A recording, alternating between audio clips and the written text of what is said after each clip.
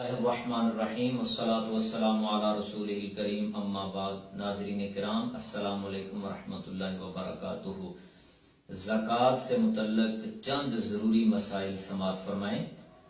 سونے کا زکوٰۃ کا نصاب 7.5 تولے ہے. اگر اس سے کم سونا ہے اگرچہ 7 تولے کیوں نہ ہو تو اس پر زکوٰۃ نہیں ہے. اسی طرح چاندی کا نصاب 52.5 تولے ہے. اور اس کے علاوہ اگر کرایہ پر مکانات دیے ہوئے ہیں تو مکانات کی قیمت پر زکوٰۃ نہیں ہے، بلکہ جو سال بھر کرایہ آئے گا اگر وہ آپ کی ضروریات سے زائد ہے تو سال کے بعد اس پر زکوٰۃ بنے گی.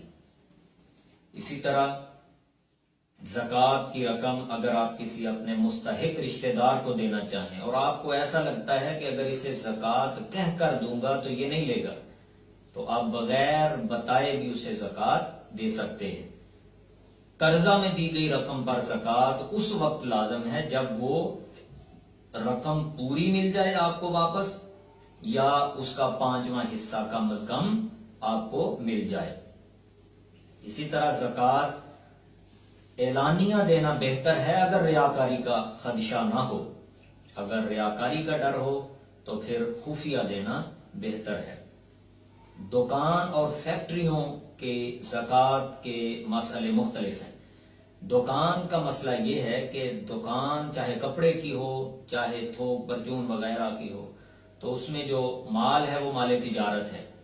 10 لاکھ کا سامان ہے تو اس 10 لاکھ کی زکوٰۃ بندے پہ دینا لازم ہوگی. فیکٹریوں کا مسئلہ یہ ہے کہ چونکہ اس میں دھاگا کسی کا ہوتا ہے اور متعلقہ چیزیں کسی کی ہوتی ہیں تو اس میں نہ مشینری پر زکوٰۃ ہے اور زکوٰۃ کس چیز پر ہے؟ منافع پر. جو اس سے منافع آئے گا اس پر زکوٰۃ دینا بندے پر سال کے بعد لازم ہوگا.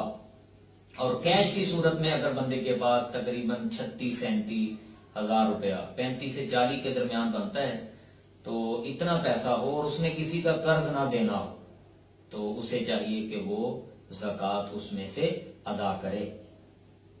اللہ رب العزت ہمیں یہ مسائل سمجھنے اور عمل کرنے کی توفیق عطا فرمائے.